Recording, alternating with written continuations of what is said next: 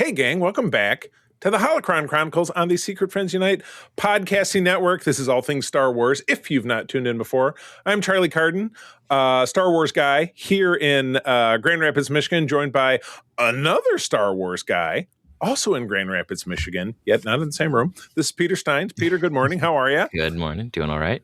Excellent. Well, we got another terrific show for you today. We are wrapping up chatting about oh my God, what are we talking about? Heir to the Empire, which is the adaptation of the very famous Timothy Zahn Star Wars novel that we got in 1991. See, I remembered. That brought Star Wars back post the end of really its previous media incarnation outside the films, which was the first Marvel comic series, which ended in 1986, if I'm not mistaken, because I was an avid reader of that. So yeah, we're going to wrap up. We covered the first 3 issues last time of the 6-issue series. Today we're going to wrap it up, talking about those 3 issues, and then also giving kind of an overview of our thoughts about the entire thing. But before we and we have a news story, which is good. We're finally starting to get some content news about 2026, which we're just like, oh my God, when are we going to get this thing or that thing? And now we know. So it's an actual date and a trailer about a project that we knew was coming out. So we'll talk about that in a moment. But first and foremost, as always, I'd love to give some love and respect and a necessary plug to the great folks over on our Secret Friends Unite Patreon over at patreon.com/secretfriendsunite. All of our shows come out early there. Like, for example, if you're listening to this show on a Wednesday, well, the prior Sunday, the episode was out for those patrons. They were checking that out on their Monday morning commute. And we want that to be you, and it's super easy. We also have great exclusive programs and an exclusive channel over on our Discord. This is the way it works. Pop on over to that site. Your first week with us is free. Listen to some of our shows. Let us know what you like. Your first month is 50% off, and you can stick around for as little as $2 a month. That is a ton of entertainment. 3 years of a back catalog of great entertainment of shows about Star Wars, Star Trek, comics, and everything else in between for as little as $2 a month. We would absolutely love to have you at patreon.com/secretfriendsunite. All right, plug out of the way. Time for some news. So, Peter, you are, I won't say more than me, but I know that you are a big aficionado of the animated Star Wars dynasty that began in 2008 with the Clone Wars. Yep. So we've seen a lot since then. We had 7 seasons of the Clone Wars. We had Star Wars Rebels. We had the Bad Batch, all shows that we've talked about here on the program and enjoy very much. Mm-hmm. But now the ex-Dark Lord of the Sith, Maul, let's go to the Maul, is getting his own program, which we've known about for several months. We knew about this project. Was it going back to Star Wars Celebration? Did they end up seeing it in Japan? I think they gave it a tease right then. Yeah, back in Japan, back in the summertime, if I'm not mistaken. But now we actually have a show that is coming out on April the 6th. In 2-episode chunks, going out over 5 weeks. Did I do that math right? Yes, I did. Ending on May the 4th. So it's a double dipper. We're getting the show and we're getting our May the 4th content, which for the last several years, the folks at Disney have given us new content on May the 4th in the form of usually been like Tales of the Empire or something like that, or Visions. So gotcha. Yeah. So the official synopsis, and then there was a trailer released. We'll also have a link to this, obviously, in the show notes. So if you've not seen it, please pop over and check that trailer out. You can also find it on YouTube, as you can literally find anything. But here's the summary: Star Wars Maul - Shadow Lord picks up after the events of Star Wars: The Clone Wars for a pulpy adventure that finds Maul plotting to rebuild his criminal syndicate on a planet untouched by the Empire, which is probably pretty hard to find. There he crosses paths with the disillusioned young Padawan. It happens all the time. That part of the story is not that so unique. Many disillusioned young Padawans. I know. Is there any illusioned young Padawan? It doesn't appear to be, no. I guess not. Who may just be the apprentice he is seeking to aid him in his relentless pursuit for revenge. And then we have the trailer below. We have a trailer that is a little shy of 2 minutes and some beautiful art. Peter, talk to me about how you're feeling about this trailer and what you think about this project. Yeah, so this trailer, I mean, it doesn't show us a lot, obviously, but we do get kind of this smattering of different scenes. So it's clearly taking we're going to get some time jumps. Because the beginning of there's a couple clips in there where we see classic Phase 2 clone troopers. There's a couple shots where we see the Ralph McQuarrie concept stormtrooper. And then obviously we see the classic original trooper. So there's some jumping going on in here, which is to be expected because we're showing Maul between the end of 3 and Rebels. But it's interesting that we're getting what we're going to be seeing, because we know that it's likely going to be the formation of Crimson Dawn. Right. Of some visual things that I had of note, where his lightsaber has a little bit more of the crackly effect, similar to Kylo Ren. So we might be getting some explanation there as to how that sort of happens. Like, the lore that we've heard is like, oh, it's because the crystal's cracked. Okay, fine, whatever. But maybe we'll get a little bit more explanation with how, like, because Maul's had this lightsaber for a long time. But we also know that his lightsaber is a little bit more normal when we get to Rebels. So it'll be interesting how they do that. The other thing that I thought was interesting is that this disillusioned Padawan that he's getting is a Twi'lek. Mm-hmm. And there has been for quite some time since we've got actually this character has been kind of in the rumbleweeds for a long time. But in the rumbleweeds, I like that. It could be the name of the episode. Hold on. But so if you're familiar at all with a character called Darth Talon, this was a character that was introduced as kind of a post Return of the Jedi Sith villain that was originally going to be potentially the primary villain in George Lucas's sequel trilogy. So there have been versions of this character that has shown up in various things. There was a Twi'lek very similar that showed up in the Jedi Academy video game. So this concept has been around for a while. But I'm curious to see if this character is going to develop into a new Sith apprentice to a point, because we know that Maul has kind of distanced himself from the Sith. Right. But obviously, he's got a brand new bag. Rebranding. Dark side user, because he was trying to get Savage to be basically his apprentice, and they were going to be the dynamic duo of death. So I'm curious to see what they're going to do, because obviously this Padawan is going to fall to the dark side to an extent. We'll see if we also get a little bit of an attempt to temper Maul, because obviously if he's working with someone who's a former Jedi and he's not killing her outright, first time he meets her, kind of softened up a little bit. Yeah, it's kind of funny. Someone who's a Dark Force user, and you even really think about like Ahsoka, like, oh, she left the Order, she didn't come back, but she still practices force wielding. Is kind of like, and I had to draw a point back to this, it's kind of like being a part of a fan club, like the Star Trek fan club. Yep. But you love Star Trek as much as you and I do. So you and I were both part of a chapter of a certain Star Trek fan club, which will go without names, but if you listen to any of our shows, you know what it is. And I'm no longer a member. I know that you're not active, whether you're a member or not.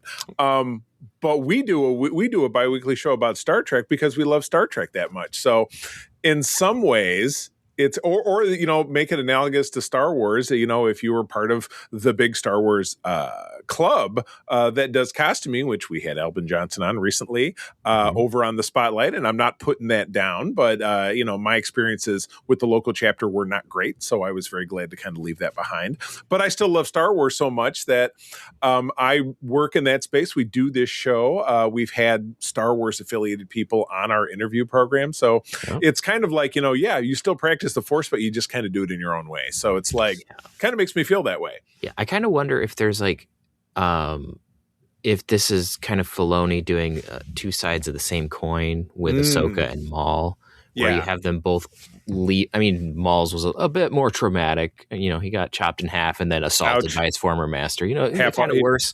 Everything's half off at the mall. I got it. But so you have Maul leaving, being ejected forcibly from the Sith, and then, well, actually Ahsoka's ejected forcibly from the Jedi, but then she decides to remain outside of her own free will because she's like, you guys are a bunch of jerk faces. As much as I really love Obi-Wan and Anakin. I'm not doing this. So I think it's interesting that we're kind of getting two sides of the same coin, where like we have a light side user who was treated poorly and left, and we have a dark side user who took a little bit longer but was treated horrifically and then broke ties. Yeah. So it's just, it'll be interesting to see how they delve more into Maul's character in here, because this is about him specifically. He's not just an antagonist in the Clone Wars with some character development, but mostly an antagonist, and then kind of just a source of temptation in Rebels, which is his primary function. Right. Aside from the episode, obviously, where he goes and finds Obi-Wan, and spoilers, has his story ended in the sands. Ouch! Kind of a sharp ending. Yeah, it'll be interesting to see if we get a revisit of that scene. You're right. Like maybe that's where it ends. Yeah. Like they kind of jump it forward. That wouldn't be such a bad idea to kind of give a little bit more of a full circle. It would also be interesting to do it in Clone Wars animation, because obviously everything looked a little different in Rebels. So it would be interesting to redo that scene. But anyway. And, it would be a natural progression if they were planning to ostensibly end this character's tale, where, exactly, where as opposed to going back and back and back again. So some voice cast notes. Sam, the terrific Sam Witwer is back as Darth Maul. Gosh, we would love to have him on the show, but we always swing high pretty great, when we're going for people that we interview on the Spotlight. But you know what? We've had some pretty incredible people. And if you've not listened to that show, I highly encourage you to tune in. It's available both early on our Patreon, but it's also available over on our YouTube stream for everybody to watch. So the episodes do all end up there, and you can see us talking to these. It's one of the few occasions we do video anymore, because Peter and I came to a decision when we took everything over that, people don't really want to look at us. We're too dope sitting here chatting for an hour about Star Wars. We're not that interesting to look at. My face is scary. Oh, no. Well, fortunately, we're both pretty handsome guys, quite frankly. But I think that when you have a 30-minute video of us talking to Robert Duncan McNeil, or talking to Adam Nimoy, or talking to Albin Johnson, and on the Star Wars side, which we just did from the 501st, it's a lot more interesting. But anyway, I'll stop plugging. But we've got some great voice talents. Two characters are being brought in from an upcoming 5-issue Marvel Comics limited series, which is, Star Wars does a great job of having an absolutely complete continuity, which I would love it if the Star Trek people did it in that way, but they've always been very separate. But with Star Wars, Disney forward, everything is really part of one big circle with few small exceptions. So we do have a voice cast, including Dennis Haysbert, who was my favorite president from 24, but he's also the Allstate guy, which there's a great, Peter, I know you're not an SNL guy, but there's a great sketch from a few years ago when Dave Chappelle was hosting and did the Allstate guy. Oh, no. It was about mascots getting fired, and they had poor Pete Davidson's Count Chocula. It's a whole thing. Trust me, look it up. That's and funny. You might pee yourself a little bit. It's so funny. Chris Diamandopoulos as Lodi Veru, Charlie Bushnell, Vanessa Marshall, who is Hera from Rebels, coming back in a new role, Rook Cast. Yeah, this is a Mandalorian who we saw in the Fall of Mandalore arc. Oh, okay. God, did she do a voice that character there? Am I incorrect? I believe she did, yeah. Oh, okay. Well, then shame on me. And a few other miscellaneous characters, but we're also getting back Merrick, who is a character in Ahsoka. That'll be interesting to see how, because obviously he's an Inquisitor. Right. So it'll be interesting to see. And he doesn't die because he does die. Sorry, spoiler alert for the show from 3 years ago, 2.5 years ago. We don't know.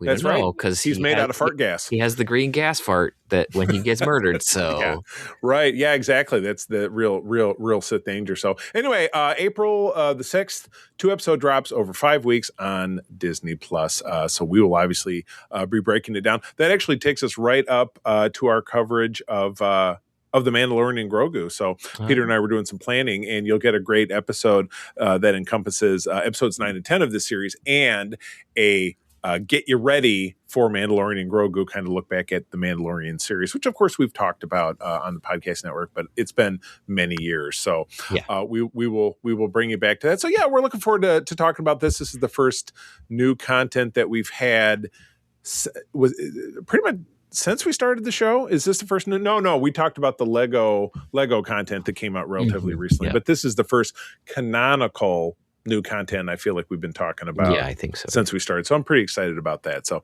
all right, well, let's move on with talking about Heir to the Empire. So again, we've jumped around a little bit time-wise because, we talked about the original trilogy. We then talked about the Ewok films, which was a lot of fun. We had an amazing time talking about the Star Wars Holiday Special with our friend Andy Crocker, which was just a blast. And so it's kind of moved us forward to the point where we're covering, things chronologically as kind of best we can. And I could even see a time maybe when we wrap up this, we could do an episode where we talk kind of highs and lows of the first Marvel Comics series. I would love to talk about that. To just go through and Peter, even though you've read, I don't know if you ever read any of the issues, but we could. I read Dark Horse, some of Dark Horse's stuff. Yeah, but we could even just really work off a listicle of kind of best of worst of, and maybe you and I read a couple of issues and talk about them. I think that would be something that we could get into maybe later this year. But anyway, as I'd mentioned, Heir to the Empire, which was a 1991 novel by Timothy Zahn, which kicked off really Star Wars lit for the modern era, because there had been a smattering of Star Wars novels from the launch of the franchise. It was mostly like the tie-in novels, and then there was Splinter of the Mind's Eye. Yeah, the Han Solo ones. There was some Lando books. I remember. There wasn't a lot, and there was nothing set after Return of the Jedi. Right, exactly. So so this series published by Dark Horse came out in 1996. And we talked about, obviously, the first portion of it in our last episode. You can track these down from a number of sources. Peter and I did use Marvel Unlimited. Of course, I'm a very big fan of Marvel Unlimited simply because I am a Marvel zombie. I always have been, always will be. You can buy a complete edition of this over on Kindle/Comixology, which is Amazon. But more to the point, as I mentioned, every time, go to your local comic shop, visit your local comic retailer, say, hey, I would really love a trade paperback of Heir to the Empire, or do you have any single issues? Support a local business if you can, absolutely. If you are a paper reader as opposed to a digital reader, I have become more of a digital reader over the years, but I'm a very firm believer in doing what works for you and then supporting your local business. So if you live in the Grand Rapids area and would like a reference, we have several. Peter and I are both very fond of Argo's Books, which we promoted here on the show, which is in Southeast GR. Up on the north end, we have the Comic Signal, which is run by Don and his family, wonderful people. And then, of course, the fantastic Tardies, also in Southeast GR, run by Gavin, Indiana, who are absolutely wonderful people. Any one of them would love to help you find this. Again, if you're in the Grand Rapids area, wherever you are, drop us a line. I'm happy to find you a comic shop. I'd say I live in this zip code. Charlie, find me a comic shop, and I'll be happy to do it for you because that's just how much I love supporting local business. But anyway, that's my plug for that. Let's get into talk about this comic. So we got issues 4, 5, and 6, wrapping up the big story from last time. A lot of intrigue. We're meeting Thrawn, who I now call Thrawnita in all of my notes because that's what I called the last episode. But Peter, what's going on when we kick off issue 4 here? All right. So issue 4, for those who don't remember, the last issue we had Luke get picked up by Talon Card. And so the beginning of this issue is Talon Card talking to Luke, like, hey, we've got you here. I want to know, like, basically Card is asking, like, why is Thrawn after you? He's trying to figure this out. So Luke is like, I don't know what you're about. I don't know what you want. So he also gets a little bit of info on the Asala Miri, which push back the Force. Right. But hilariously, at the same time, Han and Lando are showing up Those guys to negotiate with Talon Card because they're like, hey, we need ships. So this is a continuation of that story. So what does Card do? He has Mara Jade put Luke in a closet, basically, in a building far away. Just like R. Kelly. Yep. I did absolutely note, so you keep using his proper name, good for you. I'm still going to call him Kraven the Hunter because that's what he's dressed like. Drawn like him, and that's his face. But he's sitting there talking to Luke, and he's got this huge friggin' bong. It's bigger than the thing that Jabba had. So he's sitting there puffing away, and the Yelzmari, I call them mac and cheese lizards because that's their color. They definitely look like that in this. And that is what I have named this episode, unless In the Rumbleweeds is the one we decide. Those are the two I have for front runners. Because I think those are both great. But and I absolutely appreciate it when we get it from the room, and then when Han and Lando show up. I really love, if you think back to the original trilogy, everything's practical, CGI doesn't exist. They were definitely limited by the technology and techniques of their time, which was shown differently for better or for worse once we got to the special editions, which were just a few years. It was just a year after these comics were published. That we get different vistas. You get this crazy jungle, or you get this big, you get this big assembly room where Craven is sitting there puffing on his bong, or you get Thrawn in his like crazy like hanging from the ceiling chair. You get these different vistas, and then again, the difference between everybody says, oh, the book was better, the movie was better. Everything being a different medium. In a book, your imagination is limitless. It can look like what you want it to look like.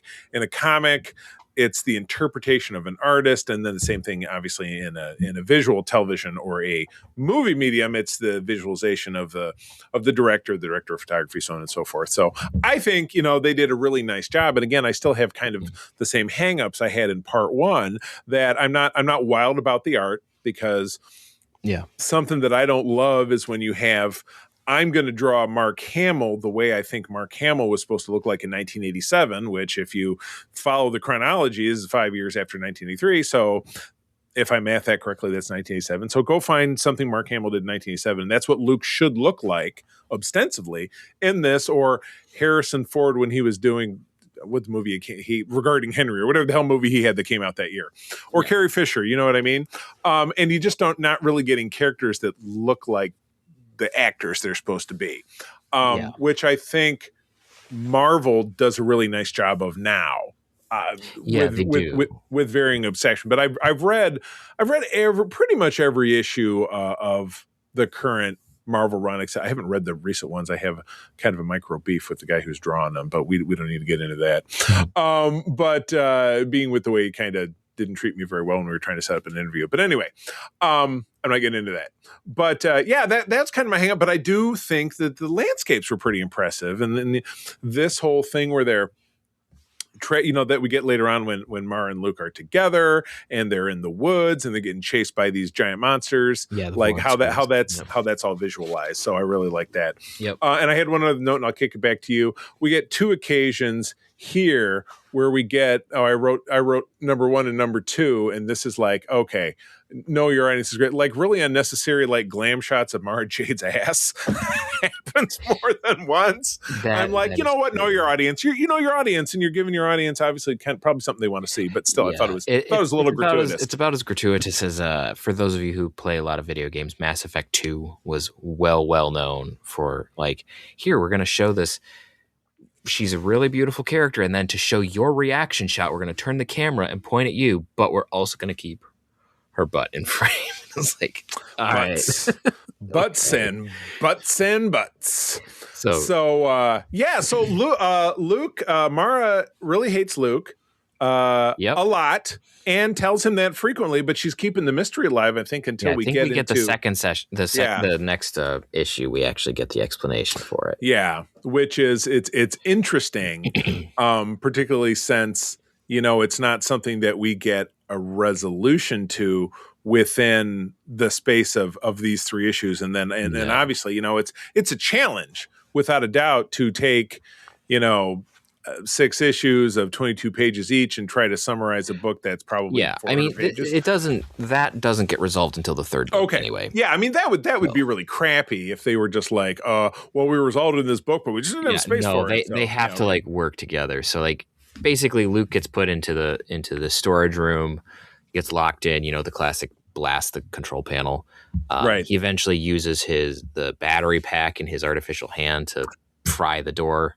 Which is it's kind of cool. I did note that because he's in the storage room, or he's in this it's a building with 2 separate rooms. Yep. And it kind of the front of the facade of it kind of looks like the temple or the shield door bunker on Endor, which is a familiar Imperial looking ish kind of structure. So I guess I get that, but he's talking to R2 through the wall.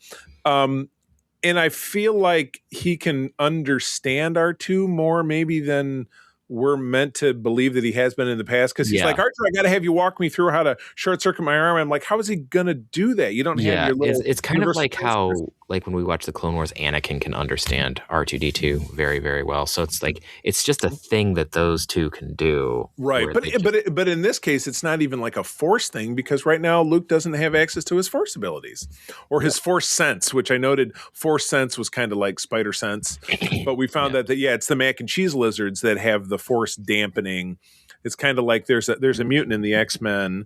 You see him in the third X-Men movie, and he's the guy that they make the mutant cure out of, and it's I forget the name of the mutant, but Leech. His name is Leech, and he was in the comics. He was one of the Morlocks, which was this underground, like these mutants are too ugly to live in society, so there's an underground dwell. They're like the Chuds, though they're not cannibalistic, but anyway, Leech. So those things are they put out this dampening field, but they don't necessarily get too specific into the how it all works. But it's like you don't the really books don't really get into the heavy, like the only thing. Okay, so there is a brief explanation in the book of how of why the Asalamiri are this way, and it's because the Vornskers, so the giant monsters with the whip tails, with those whips are they paralyze you. By the way, they use them to hunt the Asalamiri. Ouch. That's what they were for. Because if you paralyze them from the tree, they fall. Ouch. So, but what the idea is that the Vornskers are mildly Force sensitive, and so they could use the Force to detect their prey. And so the Asalamiri evolved the ability to more or less push the Force away. So how that works metaphysically, yes, there's weirdness about that, but we're not going to get into that. But they push the Force away so that the Vornskers can't find them. And a side effect of that is that Jedi can't use the Force within, a range of them. Right. So. Got it. Okay. I forget. It's explained, I think, in this book, because Talon Card is very. He's very free with some of the information that he gives, because he likes to see people's reactions. Because he's a shock jock. No, it gives him information, because the way you react tells him more about you. And he's an operator. So he likes, so like when you watch him interacting with Thrawn, things that he says and how he says it, he's trying to get a read on Thrawn, which Thrawn is obviously a little bit more on top of, and he knows what the Card's trying to manipulate him. Because as we see here, shortly after this, Luke starts to escape, but the Imperials are arriving. Right. It's all bad timing. And Pelion are both there. I did kind of like, and it's in this issue, or gets into the next issue, is that they're on the planet with Kraven, and he's going to have a dinner party, but he's having kind of cocktail hour beforehand, and they're meeting his other guests, and he's very like protocol, like, well, he's our guest and he's under our protection. But one of the other guests is Gent the Slicer, which I'm like, put that on a business card. I'm Gent the Slicer. Here you go. And slicing, as we know, because it comes up in live action Star Wars as well, as somebody who it does like a hacker, as they call it back in my day. Into the computer. Yeah, so you're somebody who's like, you do that kind of shit. But yeah, you're right. Luke gets out. He steals like a hopper, but Mara chases him, and they both crash because he can't fly him. Yeah. Yes, they both crash, and then they're going to end up stuck in the woods. Thrawn shows up and he says, "Oh, I saw you had a crash. I'll go send my people to get it." Which Kraven's like, like, what's he going to do? Yeah, but Luke knows gets that out. they don't. He's like, I don't want you to know that I have Luke. I really don't. Because I don't know why you want him. It's really dangerous. You just let our people do it, and then it's like, no, we've got stormtroopers who can do that. Right. So Luke gets out of his crash ship, goes over to Mara's crash ship, and she points a gun in his face and is very rude. But then we're on to the next issue. So Mara's she's talking a lot of trash, and again, this is before she says to Luke, "Oh, I've wanted to kill you for a long time, Skywalker." She says pretty quickly. And they know they got to disappear into the woods, so she has them at gunpoint. She and R2's fine as well, so they both go off. I did write that it's really cute that they're replicating all of R2's noises. He goes beep whine at one point, and he says, he whimpers. There's a whimper sound effect at some point, which I think is just absolutely terrific. Yeah. So they're off into the woods and they're talking and they're trying to make a plan. Luke says this line, "You have people that can pull a dump, don't you?" And I don't even really know what I lost context for what that means. I'm sure it's computer related. It's a data dump. Yeah, that's kind of gross. But yeah, they're trying to figure out what you get some back forward with Lando and Han, with Craven and Gent, the fantastic name I wrote him. That's just what I'm gonna call him. But yeah, Mark keeps going on and on about how much she hates Luke, but I'm like, these two end up together. So I got a song for you. It's from the 70s. It's a soul song. It's called "A Thin Line Between Love and Hate," and I can never remember the name of the artist. But you know what? It's very true. It's out there. A lot of people have had a romance that started out as a hate fest, and the hate turns. Isn't that always like a cliche? And it is a cliche in films, movies, and TV. Absolutely, but yeah, that's particularly Hallmark films. Yeah, but yeah, exactly. Yeah, any Hallmark Christmas film, right? Well, he's a small town Christmas tree rancher, and she's a big city gal whose car breaks down. All right, well, we're not going to get into that. But yeah, like I said, Craven seems like he's a good dude. He's like, they're my guests. I want to get them protected. And I'm like, this is probably absolutely going to get this dude killed. But it doesn't in this book. I'll spoil it. It doesn't in this book, no. He does survive. We get a cutaway. Now we're back on Kashyyyk, where if you remember from the previous issues, Leia's there in hiding. And this was one of the things where I was like, has no one seen a pregnant woman before? Right.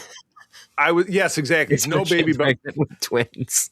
And there's 100% a let's play to the audience, because she is wearing Ripley's outfit from the end of Alien, which is a white crop top and white panties. And that's what she's sleeping in. I understand it's a forest moon, but that seems like a weird sleeping outfit for the purpose of this. But you got a lot of horny young boys reading these comics, and you want to give them what they're, I don't know. I don't, maybe that's how her outfit was described in the book. I have no idea, but it just seems like this, like the gratuitous Mara's butt.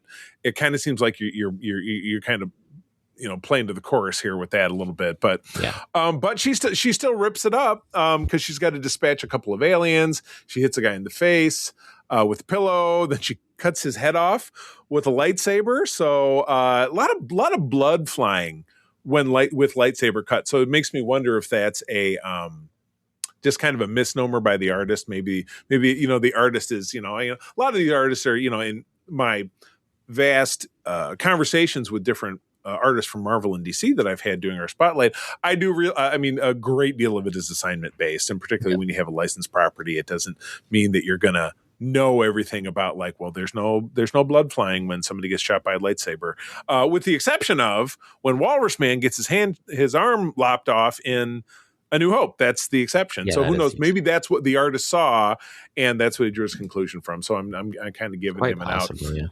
I'm still really weirded out by Chewie's one buddy that speaks English or basic. Rara, yeah. Yeah, rah. Yeah, but it's funny, rah, yet his speaking, he gets a lot of double letters. Because he has lisp, a Wookiee lisp. He has a lisp. He has a speech impediment of sorts. I think that's absolutely adorable. I did really dig on Leia's while they're fleeing, because they get a little Wookiee craft and they're fleeing from these bounty hunter aliens.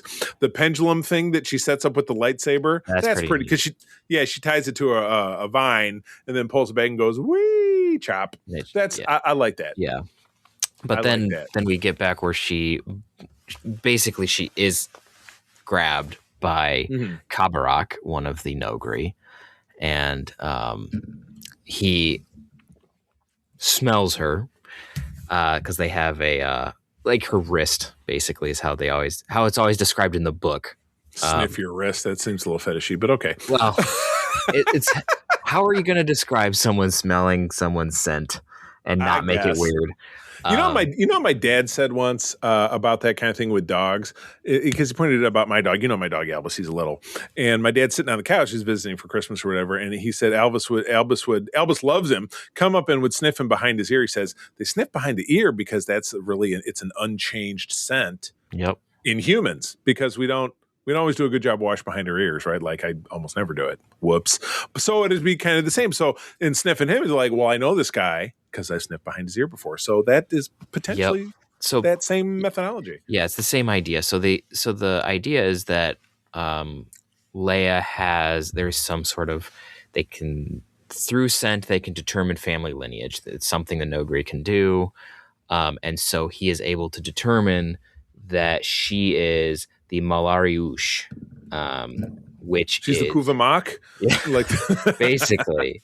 And the Malariush, I had to double check that it was revealed in this issue, is the heir of Lord Vader for the Nogri. Ooh, so the Nogri, we will learn more about them in the next book, the next section of issues. So the Dark Force Rising, right? Which will, of course, we'll be covering all of them in this split fashion. But so we'll take the reason this is important is the Nogri are a matriarchal society. Gotcha. Just context here. So Leia is intrigued. She thinks that maybe there's some negotiation that can do, because once he figures out who she is, he's very obsequious. He's like, very much so. It's funny because if you've read, I believe the novel is it's Claudia Gray's Bloodline, which is a canonical novel that came out not that long after Force Awakens, I believe. The Force Awakens, and loved it. I think I listened to the audiobook. Excuse me.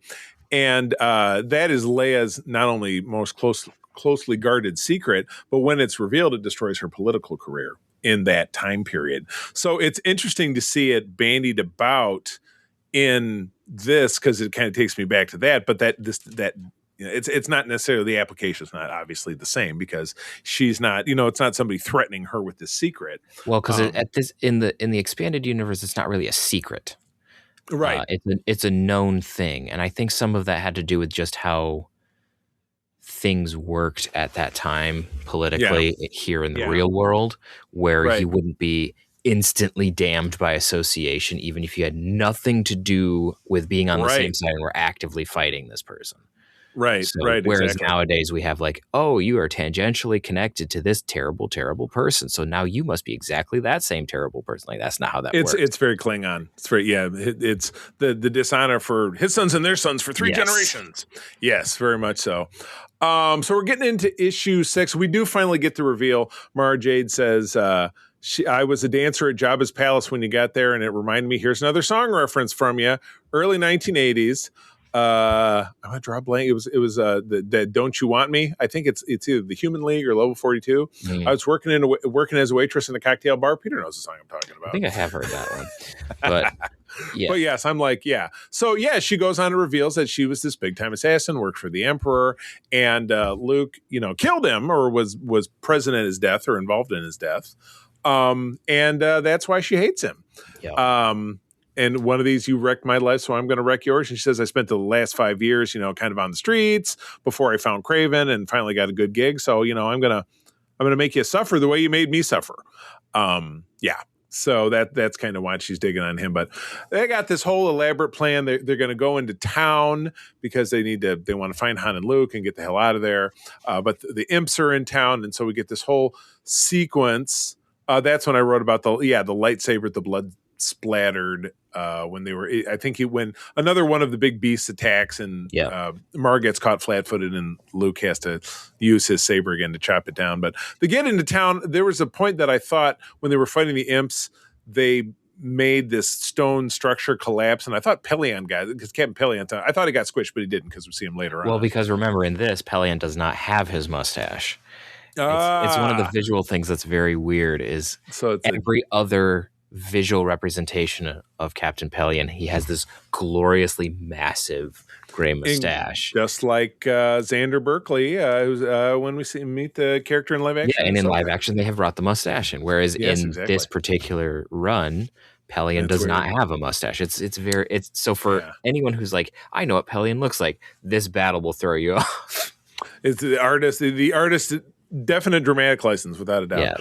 Yeah. But we have the whole crux of the plan is that the Imperials don't know who Jade is, so Luke pretends to be Card's employee, right?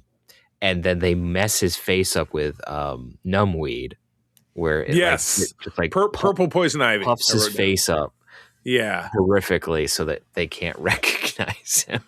Right, exactly. Yeah, and he looks like good. And again, stuff that would be He looks harder to like do. Two-Face kind of when they're Yeah, done with him. stuff that would be harder to do convincingly with the 1987 style It's film. really They really funny in the understand book when. though when Han and Yeah, everybody finally see them. It's like, like, oh oh, boy, damn. yeah. They do finally get away. Now I'm trying to remember, does Mara kind of take off on her own? We don't end up seeing her again. Mara stays with Card at the moment. She does later. We'll see her. She's in coming Dark back. Horse She's Rising. coming back. Yeah. She is not. We are not done with seeing Mara Jade. Of course not, because the character is a longer arc. So, Luke and Han on the Falcon. I love they're towing the X-wing behind him like on a rope. It reminds you of if you see an idiot on the highway or on the surface street where one guy's towing another car with like a length of rope, which is extremely illegal and dangerous. I've had to do that once. It was not fun. I feel like I've been involved in it once too, and it's terrifying as hell. But Han and Luke have one of their famous like heart-to-heart chats where he's talking about Mara Jade and stuff he's learned, and they're talking about the Grand Admiral, because they know there's a Grand Admiral, but they don't know his name, and they say, "Oh, I thought we got all the Grand Admirals." So no, this one got biased, but we don't know him. So obviously, we're going to get to know more about him as we get into the next miniseries. So we get a big imp fight. They're going to take over, and I didn't write down the location, but they're going to launch an attack on the certain planet, and then we get this kind of Trojan horse thing where there's a freighter that's like it's like poking a bee's nest, and all these like TIE fighters come because it breaks apart and all these TIE fighters come out. Yes. We get a space trooper, which we've so the not thing had. that may not have been super clear is that this port, it's a spaceport that has a lot of battleships and other things. I don't know why the name is escaping me. I usually know this. But anyway, the reason that this was a surprise, which we saw earlier in the last group of issues, was that the Empire was testing a cloaking device. And so they didn't cloak the ship. They sent in a cargo ship that had its cargo bay cloaked. So it was full of TIE fighters that they could not detect or see. So when the ship finally blows open, suddenly there's hundreds of TIE fighters. And then the fleet shows up. It's like the spider eggs that are inside Beanie Babies, or so the rumor went. Mole mine. Now, how do the mole? They blow managed to wrest control back with the mole miners, the little devices. Yeah, so the mole miners were the things that they stole from Lando. Okay, and so what they're doing with them is they put space troopers inside of them. They launch them at the capital ships. They land on the capital ships, drill through the hull so the troopers can get into the bridge. Obviously, it depressurizes, killing everyone in there. Right. And so then the Imperials now have control of the ship.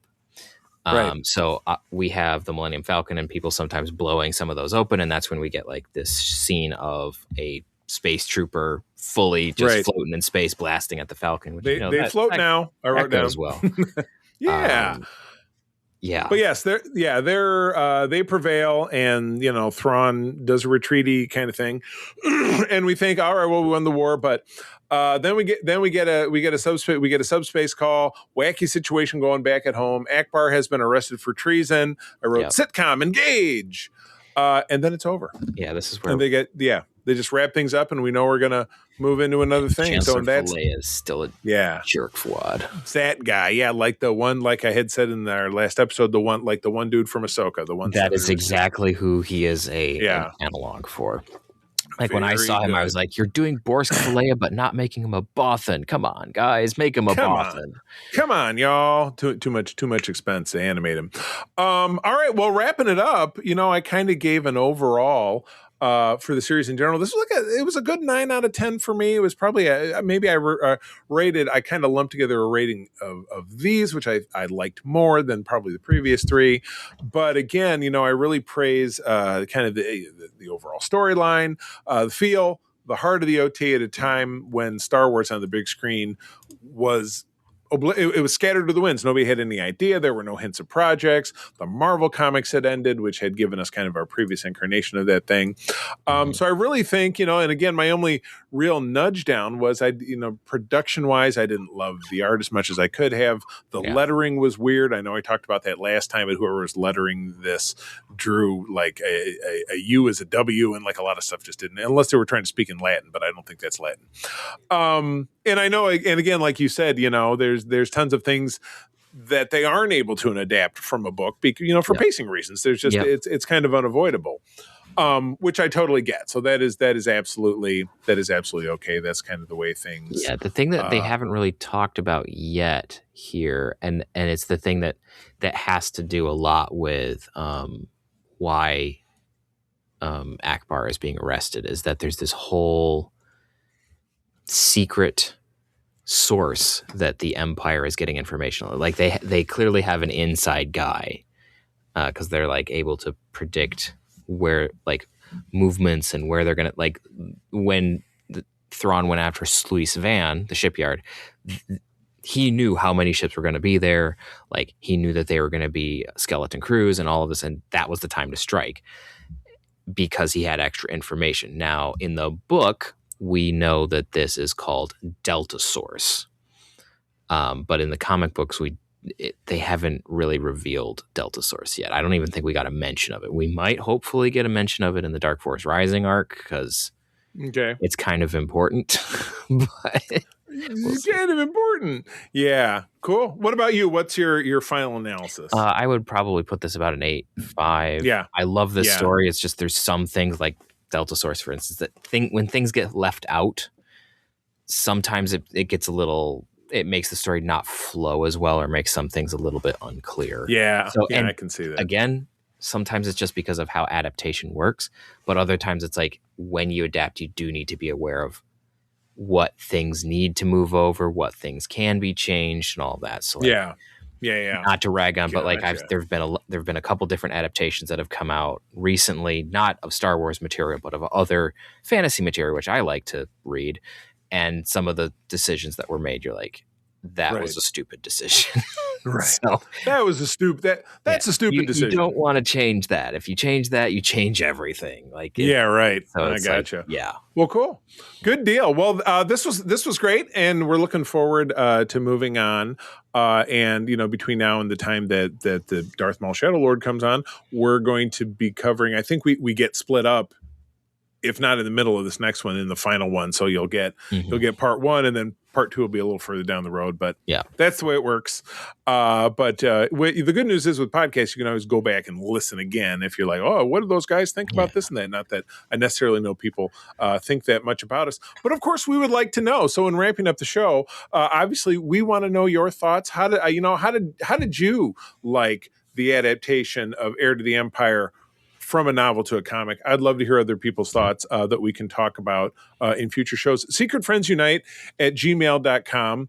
But also, of course, over on our Discord, we have lots of opportunities to have lots of great geek conversations over there. Things have been a little quieter, but there's always a chance for them to get fired up again. So we have a Star Wars channel there, and there are channels for other content that we talk about. But I kind of put the cart before the horse. But that's the end of our show. Thanks for tuning in, people. Peter, people want to keep talking to you about Heir to the Empire. Where do they find you? Well, you can find me around the interwebs at Petrus Aquinas. I'm on most social media, but I'm not terribly active. But if you poke at me, I might say something. Otherwise, you can find me over on ELH's Twitch channel, where we play role-playing games. And you can also find me behind the scenes on Starship Excelsior. I love it. Good deal. And I am available at most socials, not X, as at the C3, TheCeeThree. And I'm also over on Secret Friends Unite in particular, our TikTok and YouTube channels. I do these little shorts, my little kitchen / dining room / studio chats, where I just kind of catch up on in 3 minutes or less in something that I've been enjoying this week. Little quick bites, because there's always tons of content that we don't necessarily get to talk about on our 3 shows. But with that, friends, as always, thanks for tuning in. We love having you. I'm going to tell you that sharing is caring, and to keep on trucking. May the force be with you. This podcast is part of the Secret Friends Unite podcasting network, available on Apple Podcasts, Spotify, and podcast services around the galaxy, as well as video on our YouTube channel. You can support Secret Friends Unite by becoming a Patreon member, get bonus programs and more over at patreon.com/secretfriendsunite. Join our Discord community for even more discussions on all things geek. For all the latest updates on Secret Friends Unite, make sure to follow us on Threads at secret.friends.unite and visit secretfriendsunite.com. Find our merchandise at TeePublic and Redbubble. Thanks for listening, and may the Force live long and prosper.